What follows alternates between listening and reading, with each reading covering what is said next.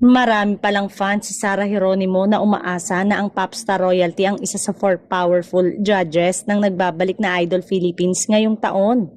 Mas bagay nga raw si Sarah as talent search judge kesa sa mga napapabalitang magiging judges sa nasabing programa. Nagbabardagula ng ilang popstar at ilang followers nito sa X. Talakan talaga ang mga fans ngayon kesyo kaya tinanggal si Sarah sa pagbabalik nito. Na may miss na kasi ng fans ang Mrs. ni Mateo Godicelli na matagal-tagal na rin nilang hindi napapanood sa isang TV show. Alam naman ng popstar, nakagustuhan naman ni Sarah ang hindi muna maging aktibo sa TV at maging sa pelikula. Marami nang project ang tinanggihan niya at gusto niya talagang mag-concentrate na lang muna sa pagiging Mrs. Godicelli although madalas pa rin naman siyang mag-concert sa loob at labas ng bansa.